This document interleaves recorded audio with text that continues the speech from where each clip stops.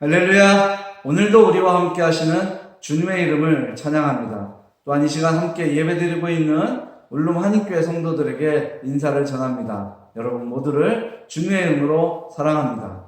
오늘 우리는 코로나 팬데믹으로 인하여 함께 모여 예배드리지 못하고 있습니다. 각자 처한 처소에서 각자의 가정에서 홀로 예배하고 있는데 어색하고 낯선 이 상황 속에서도 하나님은 우리와 함께 하시는 줄 믿습니다. 영상으로만 예배한다는 것이 또 그것을 혼자 앉아서 예배한다는 것이 결코 쉬운 일은 아닙니다. 하지만 하나님께서 이 시간 우리와 함께 하시고 우리를 인도하시는 줄 믿습니다. 성령이 오늘 이 시간 우리를 하나 되게 하시는 것을 이 예배를 통해서 경험할 수 있는 저와 여러분 되기를 바랍니다. 저는 오늘 사무엘서 상해에 있는 말씀을 통해서 나의 마음이 머무는 곳이라는 제목을 갖고 하나님의 은혜를 나누려고 합니다. 말씀 속에 역사하시는 하나님의 사랑과 은혜를 풍성하게 경험하는 시간 되기를 주의 이름으로 축복합니다. 제가 인간관계 훈련이나 공동체 훈련을 하면서 꼭 사용하는 프로그램이 하나 있습니다. 그것은 뭐냐면 1분 안에 자신이 본 물건의 이름을 적는 것입니다. 이 공간 안에서 1분이라는 시간을 주고 또 참여자들에게 자신이 본 것의 이름을 적게 하는 것입니다. 그런데 이 프로그램을 진행하다 보면 놀라운 일이 있는데 과연 이 물건이 어디에 있는지 처음 보는 사람들이 있다는 것입니다. 그리고 또 여러 명 가운데 유일하게 그 물건의 이름을 적는 사람이 있다라는 거예요. 분명히 같은 공간에서 같은 시간을 머물렀음에도 불구하고 어떤 사람에게는 그것이 보이고 어떤 사람에게는 그것이 보이지 않는다라는 거예요. 그래서 그것에 대해서 왜 그런지 이야기하면요, 할 얘기들이 참 많아집니다. 어떨 때는 그 이야기 때문에 프로그램이 끝날 때까지 대화가 진행이 돼서 프로그램에 어려움을 겪을 때도 있었습니다. 그러면 왜 이런 일이 우리에게 생기는지 한번 돌아볼 필요가 있습니다. 오늘 이 자리에서도 한번 그런 일을 해보면 비슷한 경험이 있습니다. 왜 그럴까요? 도대체 왜 같은 공간에 있고 같은 시간을 우리가 함께 있는데도 불구하고 우리가 바라보는 것이 다른 것이냐? 우리가 왜 다른 것을 적어내느냐 이거죠. 그 이유는 한 가지입니다. 대부분의 사람들이 자신의 마음이 끌리는 것을 바라보게 됩니다. 그래서 눈이 가는 것이 아니라 마음이 가는 것을 눈이 따라가는 것이 어찌 보면 자연스러운 현상이라고 말하고 있습니다. 사전에서는 이런 것에 대해서 관심이라고 말하고 있습니다. 어떤 것에 마음이 끌리면 그것을 집중하여 보기 때문에 같은 공간에 있어도 서로 바라보는 것이 다를 수 있다라는 것입니다. 오늘 저와 여러분들의 마음은 어디에 있습니까? 우리가 지금 같은 교회를 섬기고 같은 지역 안에 있지만 저와 여러분들의 마음이 서로 다른 것을 향하고 있다면, 우리가 바라보는 것이 다른 것이라면 우리는 결론도 다른 것을 얻을 수 있다는 것을 기억하셨으면 좋겠습니다. 그런데 이 바라보는 것이 다르면 커다란 문제가 생길 수도 있습니다. 이 바라보는 것의 차이가 때로는 갈등과 분열의 원인이 되기도 합니다. 때로는 공동체가 추구하려는 그 목적을 산실하게 만드는 경우도 있게 합니다. 여러분 기억하셨으면 좋겠습니다. 사람들마다 자신의 마음이 끌리는 것을 바라보기 때문에 바라보는 것에 차이가 있습니다.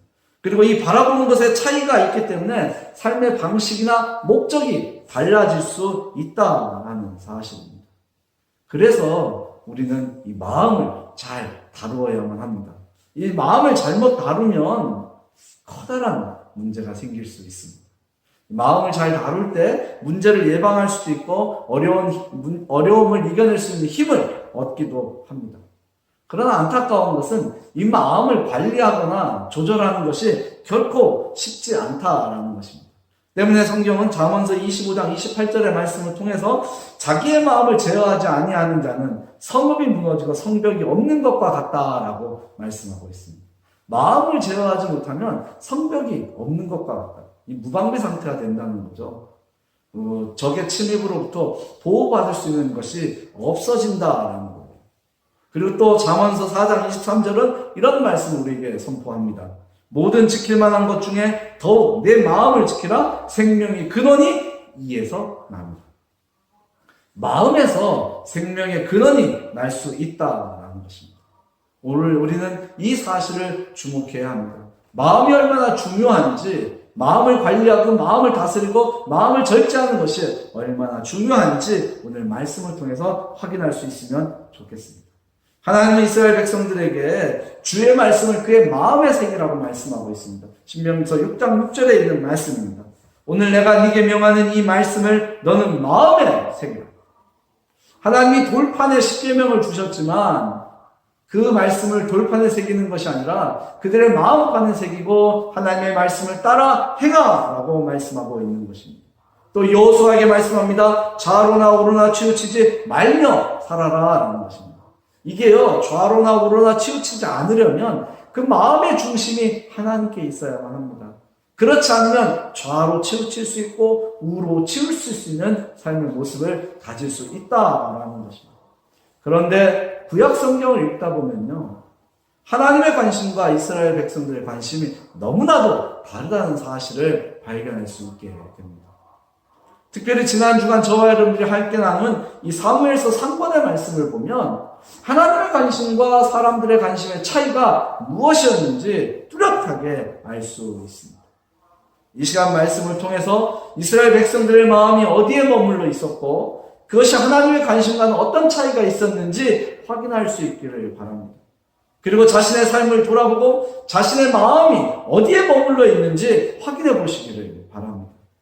바라기는 여러분의 관심과 하나님의 관심이 하나가 되기를 원합니다.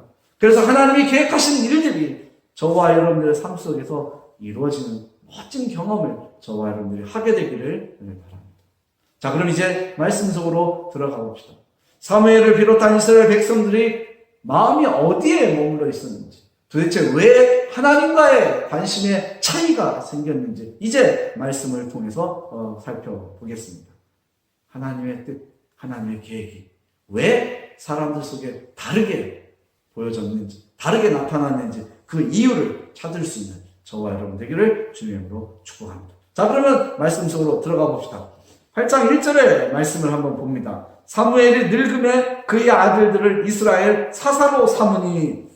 여러분, 하나님의 마음과 하나님의 관심과 사무엘의 관심이 달랐어요.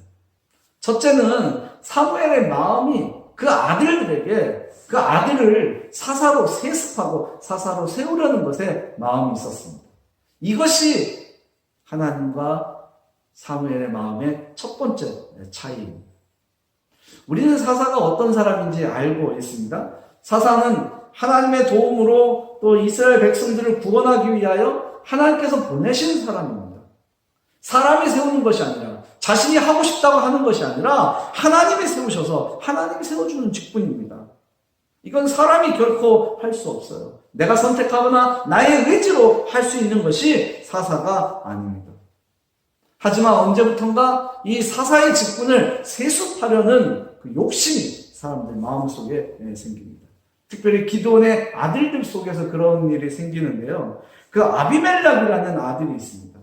이 사람은 자신이 사사가 되고 싶어서 자신의 형제 70명을 때려 죽이는 사건을 벌이게 됩니다. 아버지처럼 자신이 사사가 되어서 이스라엘을 통치하고 싶다는 욕심 때문에 자기 형제를 죽이는 끔찍한 범죄를 저지르게 됩니다. 사사라는 그 직분을 세속적 권력으로 삼는 한 인간의 비극이 말씀을 통해서 우리에게 증거되고 있는 것입니다. 하나님은 왜 사사기에 이런 말씀을 기록하고 있는지 우리가 생각해 볼 필요가 있습니다. 그것은요, 사사의 직분이 하나님의 뜻이 아니라 인간의 욕심에 따라 세습되는 것을 반대한다라는 것을 후손들에게 알려주기 위해서 그 말씀을 기록한 것입니다. 사사는 분명히 하나님이 세워야 되는데 내 의지와 내 욕심으로 세습해서는 안 된다라는 거예요. 그런데 안타까운 것은 사무엘이 지금 이런 하나님의 마음과 전혀 다른 행동을 하게 되었다라는 거예요. 자신의 아들들을 이스라엘로 사사로 세우게 됩니다. 근데 문제는 사무엘의 아들도 엘리 제사장의 아들처럼 하나님 앞에서 진실하지 못했다라는 것입니다. 엘리 제사장의 아들은요, 하나님께 드려서는 안 되는 불을 드렸어요. 그래서 하나님이 진노하셨어요. 근데 사무엘의 아들들은 더 심한 일을 합니다. 사무엘의 아들들은요, 사사의 직분을 가지고 세속의 권력으로 만들어버립니다. 3절의 말씀에 보면 이런 말씀이 있습니다. 그의 아들들이 자기 아버지의 행위를 따르지 아니하고 이익을 따라 뇌물을 받고 판결을 굽게 합니다. 사사의 직분을 가지고 뇌물을 받습니다. 또 사사의 판결을 합니다. 자신의 유익을 따라 결정을 한다는 거예요. 하나님이 결코 하지 말라고 했던 일들입니다. 하나님은 이렇게 하지 말라고 했어요. 권력의 부당함을 이용하지 말라고 얘기했습니다. 신명기서 16장 19절의 말씀에 보면 너는 재판을 굽게 하지 말며 사람을 외모로 보지 말며 또 뇌물을 받지 말라. 뇌물은 지혜자의 눈을 어둡게 하고 의인의 말을 굽게 하느니라. 하나님 부당한 일, 권력을 사사로 행하는 일, 뇌물을 받는 일, 이 모든 것들을 하지 말라고 했습니다. 그런데 사무엘의 아들들은 그렇게 하지 않았어요. 세습받은 사사라는 권력을 가지고 세습받은 그 사사의 직분을 권력으로 삼아서 자신의 유익을 만들어 버렸던 것입니다. 여러분, 사무엘에게서 있던 일입니다. 하나님의 사람이었고 하나님의 사자로서 사사의 직분을 수행했던 사무엘에게 이런 일이 나타난 거예요. 우리가 온전한 믿음을 지속적으로 나타내는 것은 결코 쉽지 않습니다.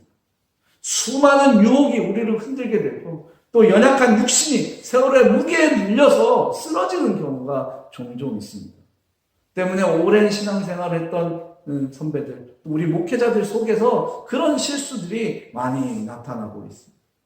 사무엘이 자신의 아들들을 사사로 세울 일은요, 자신의 만족을 추구하는 것이었지 하나님이 기뻐하시는 일을 행한 것은 결코 아니었습니다. 이것이 하나님의 관심과 사람들의 관심, 특히 사무엘의 관심의 첫 번째 차이였습니다. 자, 이제 두 번째 사건을 보겠습니다. 하나님의 관심과 하나님의 마음과 이스라엘 백성들의 마음이 어디에 머물러 있었고 그 차이가 무엇이었는지 한번 보겠습니다. 5절의 말씀을 함께 보겠습니다. 그에게 이르되 보소서 당신은 늙고 당신의 아들들은 당신의 행위를 따르지 아니하니 모든 나라와 같이 우리에게 왕을 세워 우리를 다스리게 하소서 한지라. 두 번째로 이스라엘 백성들의 마음은요, 자신들을 위하여 왕을 세우는 데 마음이 있었습니다. 하나님을 따르는 것이 아니라 눈에 보이는 왕을 세우는 것에 그 마음이 머물러 있었다라는 겁니다. 왜 이런 일이 생겼는지 아십니까? 그것은 사무엘 선지자가 잘못했기 때문에 그래요. 사무엘 선지자가 자신의 아들들을 사사로 세운 것을 이스라엘 백성들은 보았습니다. 또 그 아들들이 사사라는 그 직분을 가지고 권력을 행하고 돈벌이에 치중하는 모습을 보게 됩니다. 그러니까 이스라엘 백성들 속에서 그런 문제의식이 생깁니다. 차라리 저 이방인들처럼, 이방인의 왕처럼 우리의 생명을 지키는 이 국가를 지켜줄 수 있는 왕이 우리에게 더 필요하겠다라는 마음을 갖게 한 것입니다. 그래서 나와서 이야기합니다. 우리도 왕을 갖게 해달라. 19절에서 20절에 있는 말씀입니다. 전쟁에서 이길 수 있고 또 우리를 안전하게 지킬 수 있는 그런 왕을 세워달라는 것입니다. 그런데요, 이스라엘 백성들이 왕을 세우려는 진심은 다른 것에 있었어요. 그것은 뭐냐면 하나님을 버리는 것. 사무엘이 왕을 세워달라는 이스라엘 백성들의 말을 듣고 실망합니다. 낙심합니다. 그때 하나님이 사무엘을 위로하면서 7절에 이런 말씀을 줍니다. 여호와께서 사무엘에게 이르시되 백성이 네게 한 말을 다 들으라. 이는 그들이 너를 버림이 아니요 나를 버려 자기들의 왕이 되지 못하게 함이니라. 하나님은 이스라엘 백성들이 무엇을 하려고 하는지 알고 있었어요. 하나님을 버려서 하나님이 이스라엘 백성들의 왕이 되는, 주도자가 되고 주인이 되는 것을 거부하는 것을 알고 있었던 것입니다. 그래서 사무엘을 위로했던 것입니다. 너를 버리는 것이 아니라 나를 버리는 것이다. 이 현상은 출애굽 시대부터 지금까지 지속적으로 나타나고 있던 것이다 라고 사무엘을 위로합니다. 여러분, 문제는 이와 같은 모습이 오늘 우리들에게도 나타날 수 있다라는 것입니다. 자신의 유익을 보장받기 위해서 하나님을 대신하여 무언가를 세우려는 모습이 우리들 가운데도 존재할 수 있다. 때로는 성도라는 직분이 거추장스럽고 불편하게 여겨질 때도 있습니다. 하나님이 나의 삶을 잠시 비껴 나 있으면 내가 좀 편하게 살 수 있을 텐데 라는 생각을 가질 때도 있습니다.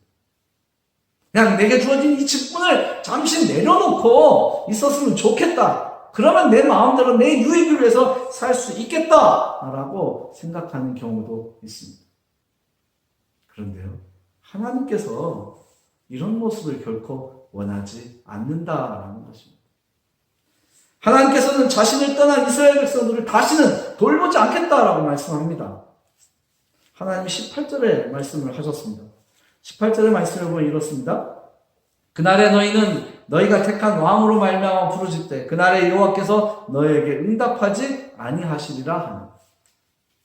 자기 만족을 추구하다 보면요, 하나님의 은혜와 사랑부터 멀어질 수 있다는 것을 우리는 기억해야만 합니다. 여러분 한번 자신의 삶을 돌아보셨으면 좋겠습니다. 이 시간 나의 삶의 주인은 누구인지, 나의 삶의 우선권은 무엇인지, 나의 삶 속의 영순위 또는 1순위는 무엇이 차지하고 있는지 한번 돌아봤으면 좋겠습니다. 지금 저와 여러분들은 나를 부르신 하나님의 뜻에 따라서 나를 택하시고 나를 자녀 삼아주시고 나를 구원하기 위해 십자가에 달려 죽으신 그 예수를 나의 삶의 주인으로 섬기고 있는지, 정말로 영순위로 1순위로 세우고 있는지 한번 돌아봤으면 좋겠습니다. 여러분, 그렇지 않다면 우리는 순간의 유익을 따라 사는 이 이스라엘 백성들과 크게 다르지 않습니다. 하나님은 그런 것을 원하지 않습니다. 하나님께서 주관하시는 삶, 하나님께서 인도하시는 삶, 하나님의 말씀을 순종하는 삶, 그것을 하나님께서는 원한다라는 걸 기억하셨으면 좋겠습니다. 할 수 있다면 우리에게는 하나님이 왕이시요 다른 왕은 필요하지 않다라고 선포할 수 있는 저와 여러분들이 되었으면 좋겠습니다. 자, 이제 마지막으로 하나님의 마음과 이스라엘 백성들의 마음, 특히 사무엘의 마음이 어떤 차이가 있었는지 살펴보겠습니다. 사무엘서 16장 6절에 있는 말씀입니다. 한번 다 같이 보겠습니다.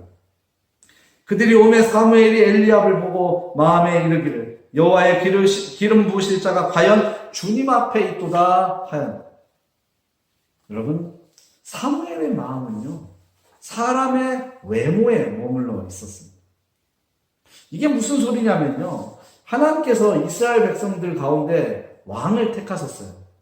그 중에 첫 번째 왕이 누구였냐면 사울이었습니다. 그래서 사무엘을 통하여 사울에게 기름을 붓게 하시고 하나님이 사울을 왕으로 세웠어요.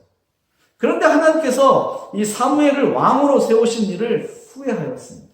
사무엘상 15장 11절에 있는 말씀입니다. 내가 사울을 왕으로 세운 것을 후회하노니 그가 돌이켜서 나를 따르지 아니하며 내 명령을 행하지 아니하였음이라 하십니다. 사무엘이 근심하여 온 밤을 여호와께 부르짖는. 하나님이 이제 사울을 버리는 장면이 나옵니다. 그리고 이제 새로운 왕을 세우라고 사무엘에게 명령합니다.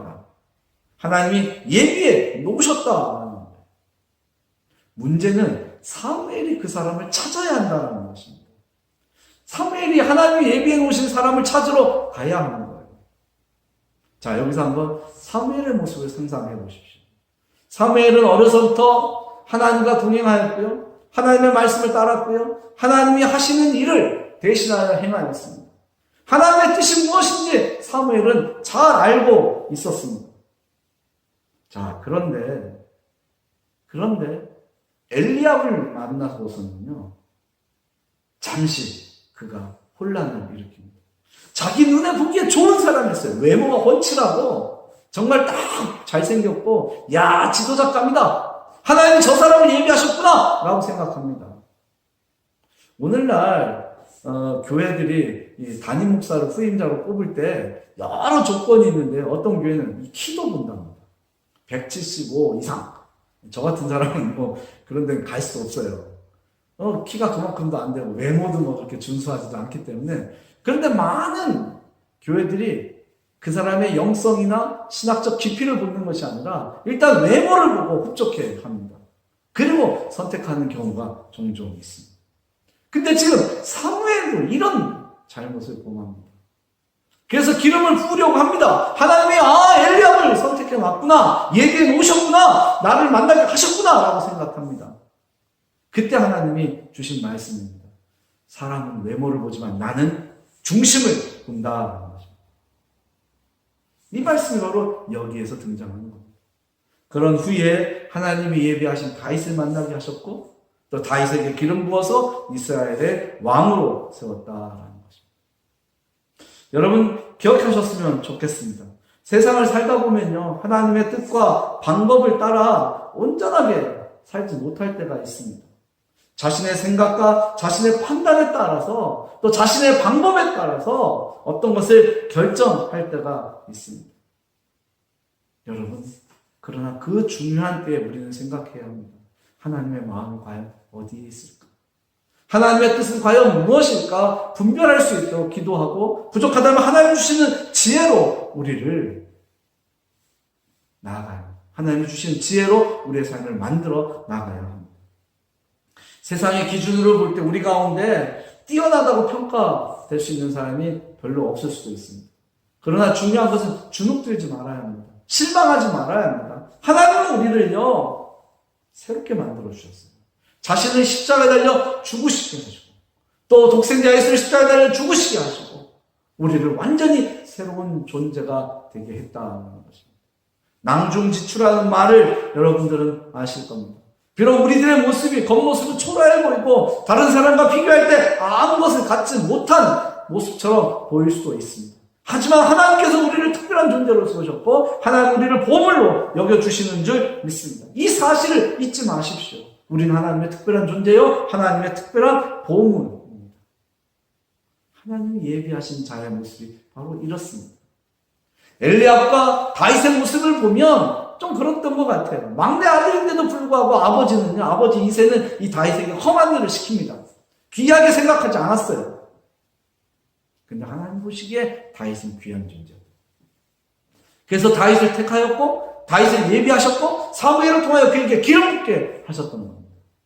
그리고 그를 왕으로 세워서 이스라엘의 위대한 왕으로 또 믿음의 선진으로 조상으로 이렇게 우리들 가운데 세워주신 줄 믿습니다. 하나님께서는요, 순종이 제사보다 낫고 듣는 것이 순양의 기름보다 나으니라고 말씀하고 있습니다. 엘리압을 보면서 그 외모에 만족했던 사무엘이 이 말씀에 순종합니다. 하나님의 말씀에 순종하고 자신에게 주어진 사명을 완수합니다.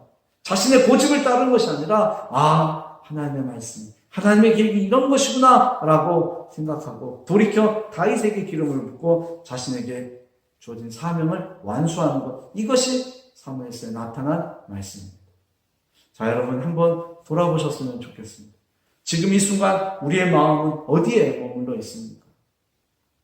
이스라엘 백성들처럼 또는 사무엘처럼 자기 만족과 자신의 유익을 추구하기 위해서 우리의 마음이 머물러 있는 곳은 없습니까? 돌이켜 우리의 마음이 하나님께서 원하시는 곳에 머물러 있기를 원합니다. 하나님이 기뻐하시는 곳에 저와 여러분들의 마음이 머물러 있기를 원합니다. 중요한 것은요, 사람의 마음이 머무는 그곳에 그 사람의 삶이 있다라는 것입니다. 마음과 삶이 따로 놀지는 않습니다. 마음이 있는 곳에 삶이 있어요. 여러분, 이스라엘 백성들의 관심과 하나님의 관심은 너무나도 달랐습니다. 하나님이 추구했던, 하나님이 계획했던 삶의 모습과는 전혀 다른 삶의 모습이 이스라엘 백성들 가운데 나타났어요. 그래서 그들은 하나님께서 예배하신 새로운 삶의 기쁨을 누리지 못했습니다. 안타깝고 비극적인 일입니다.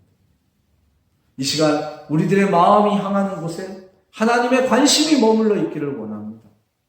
우리의 마음이 있는 곳에 하나님의 마음이 있어서, 하나님의 기쁨이 있어서, 하나님의 계획하심이 있어서 하나님의 영광이 드러나기를 원합니다. 그러기 위해서는 우리에게 순종이 필요합니다. 믿음의 순종이 필요하고 자신에게 맡겨진 사명을 감당하겠다는 그 순종의 모습이 저와 여러분들에게 있어야만 합니다. 여러분의 관심과 하나님의 관심이 하나가 된다면요, 우리 앞에 놓여있는 많은 장애물들은 깨지고 사라지고 없어지는 줄 믿습니다. 하나님은 그런 축복을 우리에게 누릴 수 있도록 만들어 주셨습니다. 하나님께서 예비하신 새로운 삶의 기쁨이 하나님의 관심과 우리의 관심이 하나 되는 곳에 풍성하게 나타날 줄 믿습니다. 저는 이 풍성한 기쁨이 여러분들의 삶 가운데, 이 울름교회 가운데 이루어질 줄 믿습니다. 하나님을 믿음으로 세상에 나가십시오. 하나님의 관심과 우리의 관심이 하나 되는 자리에 여러분 서 계십시오. 그럴 때 우리의 삶은 더욱 새로워지고 더욱 놀랍고 하나님께서 계획하신 것들을 하나하나 경험하며 세상에서 우리들이 해야 할 일을 풍성하게 이루어갈 수 있는 줄 믿습니다. 여러분의 삶의 모습이 하나님의 기쁨이 되고 세상 가운데 복음을 온전하게 증거하는 위대한 신앙인이 되기를 주님의 이름으로 축복합니다. 기도하겠습니다. 하나님 감사합니다. 주님께서 오늘 저희들 가운데 함께 하셔서 하나님의 관심이 무엇인지 알게 하시고 하나님의 마음이 머무는 곳에 우리의 마음이 왜 머물러 있어야 하는지 볼 수 있도록 도와주셔서 감사합니다. 하나님, 이스라엘 백성들의 마음이 하나님의 마음이 머문 곳과 너무나 달랐기에 그들에게 비극적인 삶이 시작된 줄 말씀을 통해서 보았습니다. 하나님, 오늘 우리들에게 이런 비극이 없기를 원합니다. 우리의 마음이 하나님의 마음과 하나 되게 하시고 하나님의 관심이 머문 곳에 우리의 마음이 머물러 있어 주님의 기쁨이 되고 주님의 계획하신 것들을 풍성하게 경험할 수 있도록 인도하여 주옵소서. 교인들 한 사람 한 사람의 삶 속에 주님께서 개입하시고 저들의 삶을 주장하셔서 저들의 마음이 주님을 향해 있을 수 있도록 인도하여 주옵소서. 이 울름 한인교회가 정말로 하나님의 영광을 나타내는 교회가 될 수 있도록 세워주시고 정말로 한 사람 한 사람의 마음과 관심이 하나님과 연합할 수 있는 그런 교회가 될 수 있도록 축복하여 주옵소서. 세상을 이기는 자의 교회가 되게 하시고 정말 세상 가운데 하나님의 영광을 나타낼 수 있는 그런 사명을 온전히 감당할 수 있는 귀하고 멋진 교회가 될 수 있도록 축복하여 주옵소서. 예수님의 이름으로 기도하였습니다. 아멘.